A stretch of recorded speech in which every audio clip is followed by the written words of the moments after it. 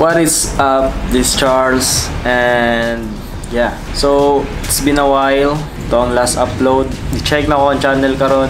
Last na ko nga upload is September 15, 2021.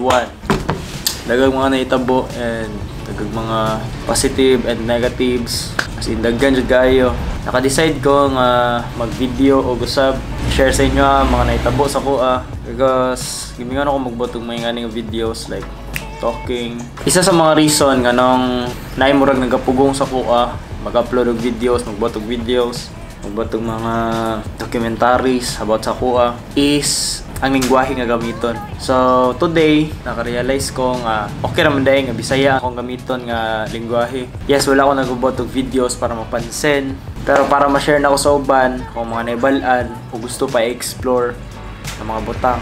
Ug syempre ang mga naitabo sa akong kagalingon, naitabo sa akong life, gusto na ko siya i-share. So mo to ano ko nga daghan ka makasabutan ni. Then I went to Google, search na ko og pila ka tawo nagagamit og Bisaya nga lingwahe. And na-amaze ko kay pagkakita na ko nasa 20 million man dayon nagagamit ani. Like daghan na din no.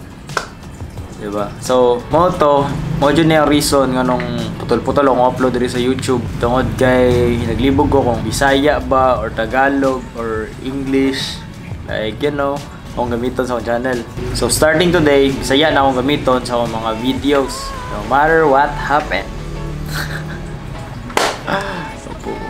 Para sa ko bisag unsa pa ang panultihan nga imong gamiton, importante nga imong mapresenta, imong kagalingon sa matinud-anon o tinud nga paagi. So ako mas comfortable man ko magstorya sa tuma sa camera nga Bisaya akong ginagamit. So mo na akong gamiton. And gusto ko sabayan gyapon ko ninyo sa akong journey dito sa YouTube and sa tanan nga mahitabo sa kuha. So appreciate, zero hate, or day.